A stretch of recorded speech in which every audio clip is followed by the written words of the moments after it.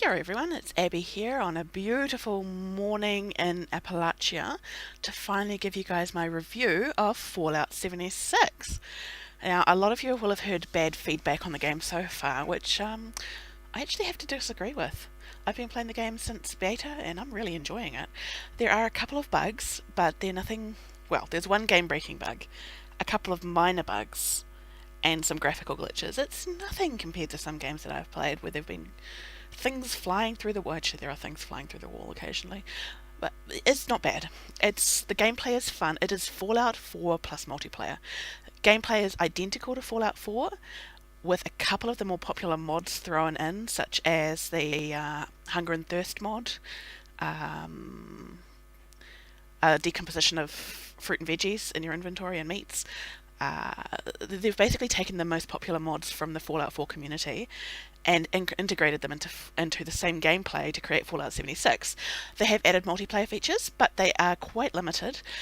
Honestly, they've limited the map to about, I think, 20 players total, and the map is huge. So the likelihood of stumbling across a player is pretty low. I mean, you can see on the map here, I'm here. This is where my camp is. These little yellow dots are people. And as you can see, there are not very many of them. There's a few gathered down here. Mostly you'll only see people around the workshops. So these two guys are defending a workshop here. Around events, which are, I don't even know if there's one up going at the moment, like this thing. So there's a couple of people doing this event here, leader of the pack. And around the major quest points. You can see where everyone is at any given time. You can also see who are player killers. You can see who is a potential threat to you, so you can avoid them quite easily.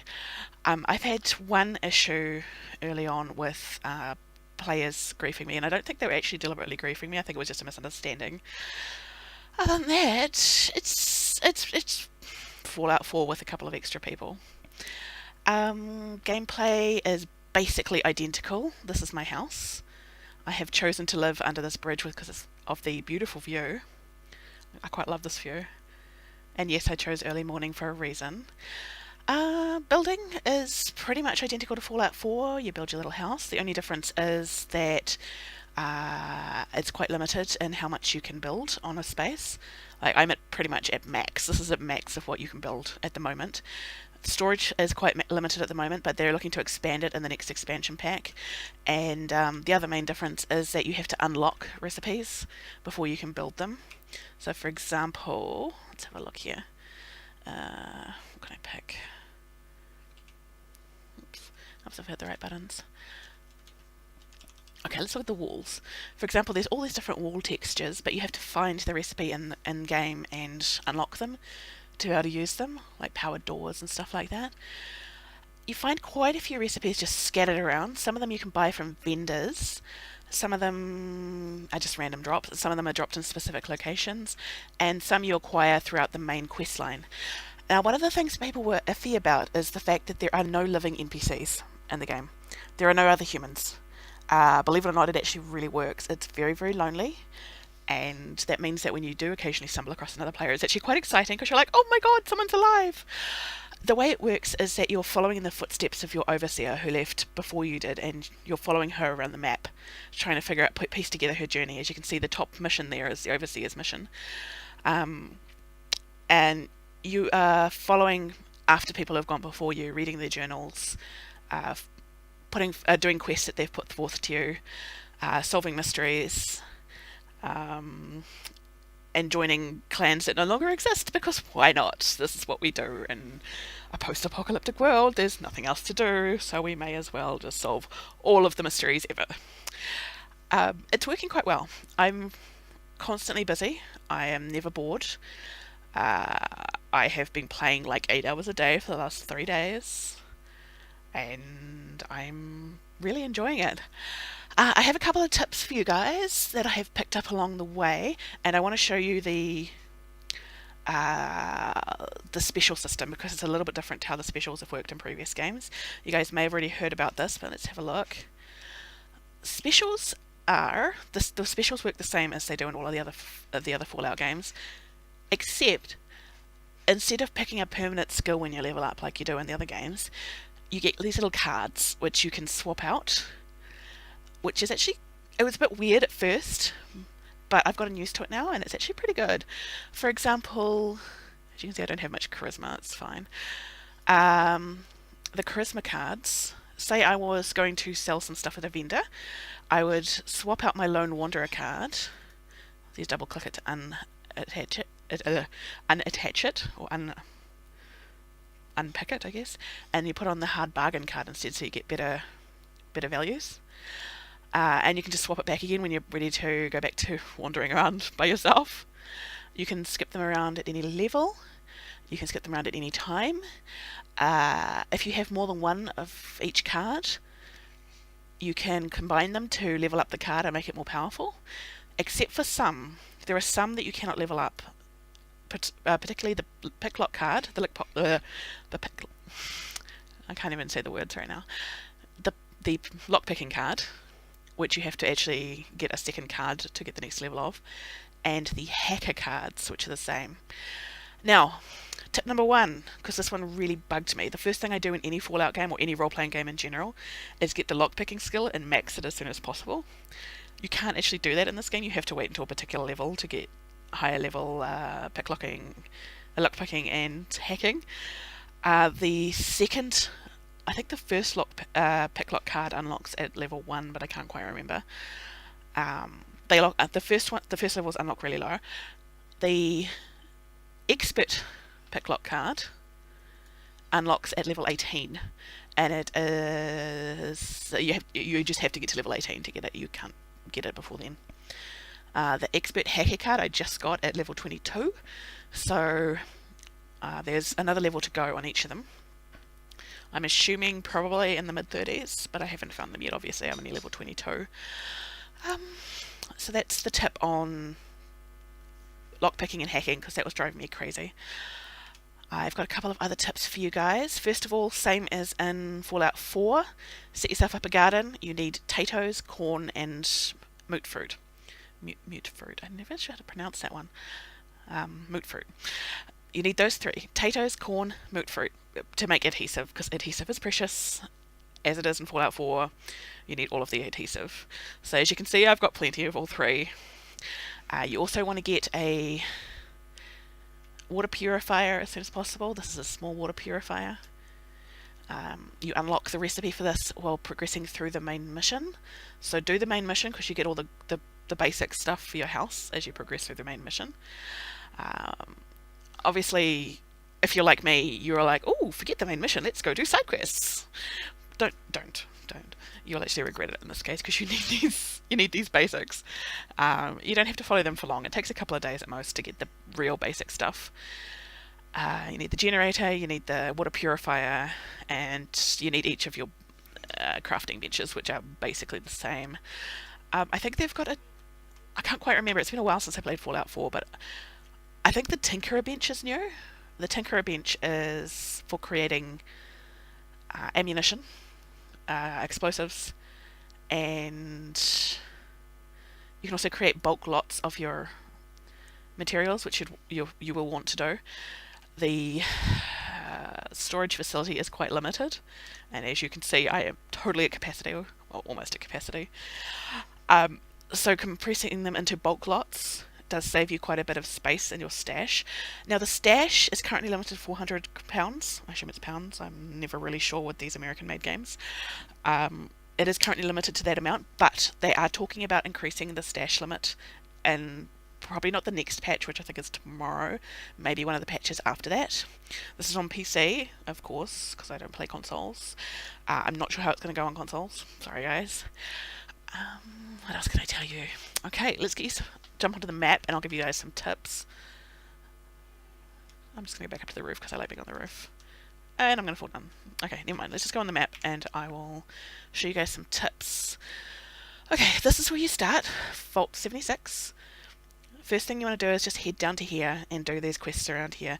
The rewards for completing the quests are really, really, really useful, and I don't just mean the plans for your base.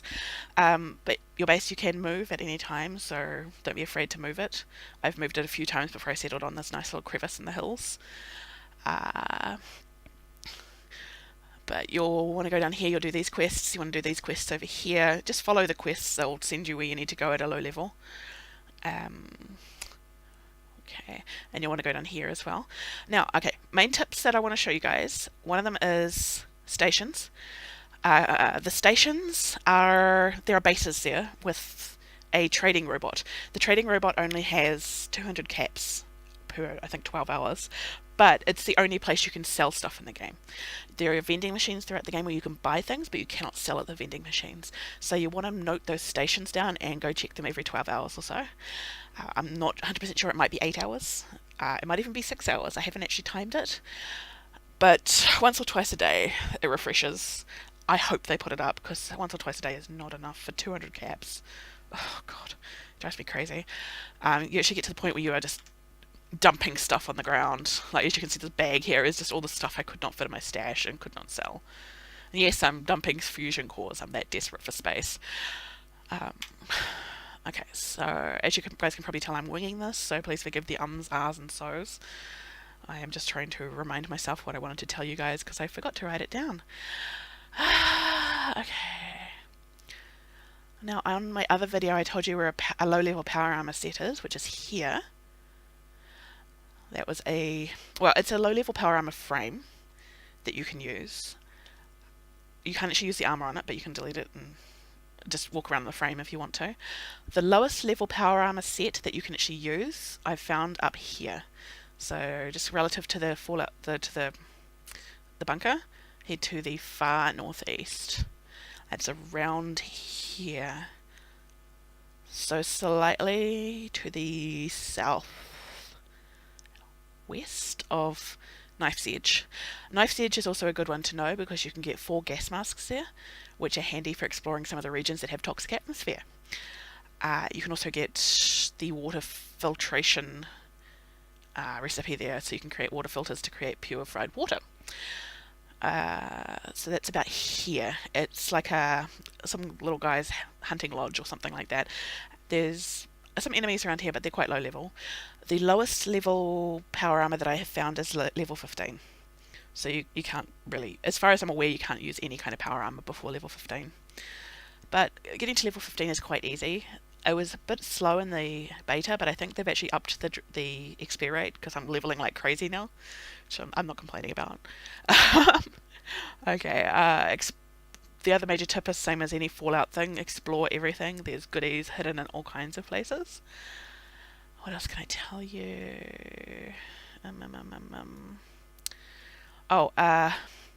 When you get to the appropriate level, head up to Garen Mining Headquarters. There's a level 20, I think it's level 25 power armor set that you can build here, which requires black titanium ore. But if you have trouble finding black titanium ore, head down to the red rocket filling station here. There is a vending machine outside that drops mining plans, which will open up a couple of mining packages here. So they're sort of scattered around this area, and they'll give you enough black titanium ore to create the power armor up here, which I haven't actually done yet. I've still got the ore in my inventory. I just discovered this. So yeah, we've got the stations. You want the stations. Oh, okay. You will stumble across some of these. Oops, not that. Too far. These US government supply requisition holotapes. You use those to request a supply drop. Be careful when you do this that there aren't too many other players around, because I think they can take your supply drop. I don't know whether you both get it or whether it's just the one of them. But what you do is you take it up to a radio station like this one here, and you plug it into the terminal. So you access the terminal there, and you push play holotape, and then you select the holotape you want to load, and it will send a little helicopter thing down with a supply box for you. It's not great stuff, but it's okay. It's good enough. It's, free stuff, so free stuff is always good. Investigate Riverside Manor, because it's awesome. I'm super excited about this quest line. I won't give you too many spoilers, but you guys will remember from Fallout 4 that you get to dress up as the Silver Shroud and go around pretending to be a superhero from a radio show. It turns out that the Silver Shroud's friend, the Mistress of Mystery, survived the apocalypse. Or rather, the actress that played her on the radio show, Shannon I can't remember what her last name is. Oh, Shannon River, obviously. Um, she survived. This is her house, and there is stuff underneath that is super awesome. So don't just run away from that. Go check that out. It's awesome. I love it. Okay, there's something else I wanted to say, and I cannot remember what it is. Oh, workshops are kind of interesting, but they are also tend to be quite competitive. The way workshops go is that they are kind of like permanent homesteads. Sorry, how do I phrase this? They're homesteads, but you own them for the duration that you're in the game unless someone else takes it off you. So they can be kind of a hub of PvP, or they can be a hub of friendship and kindness. They have some built-in nodes that you can access. For example, you can see here we've got 5 food nodes: fertilizer, gold, water, crystal, and copper, and it's currently owned by Joker 113. You can go take that off him if you really want to. It's not very nice, but you can, or you can just go loot his nodes. You probably won't know. There's a few of them scattered throughout the map, which all have different options available to them. Like this one here is unowned, so I could go claim that. I would have to kill all the whatevers that are hiding there, and then do a quest to claim it. However, it's kind of annoying because they'll get attacked constantly, and you have to defend them or you lose them. It's kind of not really worth it. I mean, 9 food, 3 fusion cores, aluminum, concrete. I'm throwing this shit out constantly. I swore. I'm throwing this stuff out constantly. So it's not really worth it for the amount of effort that goes into claiming a node. Unless you're playing with friends, in which case it could be fun. Lots of quests to do. Lots of different recipes to build. I'm enjoying it a lot. I'm trying to think if there's anything else I should tell you guys. Yeah, no, I think that's probably about it for now. This is what I've discovered. What I've figured out. Yeah, that's pretty much it, eh? I think for now, that is pretty much it. So that is Fallout 76, you guys. I am enjoying it. Don't let the haters stop you from doing your thing. If you loved Fallout 4, you will probably enjoy this, unless you're a hardcore anti-multiplayer person. And honestly, I am a hardcore anti-multiplayer person. I hate multiplayer games. I have a grudge against World of Warcraft. Don't ask why. It's to do with an ex-boyfriend, and it's a bit awkward. I have a grudge against multiplayer games, and I am enjoying this one because I love Fallout. I love the world. I love the music. I love the themes. Oh, that's the tip I wanted to tell you. I knew there was something else I wanted to tell you guys. Okay. Military fatigues are one of my favourite outfits from Fallout 4, which you can see I've got one here. They're really hard to find in this game. I've only found them in one place so far. So let me show you where I found the military fatigues in case you... Oops, I hit the wrong button. In case you, like me, like to dress like a soldier for some reason. The military fatigues I found were up here. And I think it's Site Bravo. In Site Bravo here off the 61. That is one of the nuclear silos, which the primary quest will send you looking for. And aside from having an overseer tape as well, that is where you can find the military fatigues. They're not amazing, but they look cool. You can actually put clothing on over top of your armor in this game as well, which is pretty awesome. Because I'm quite the fashionista.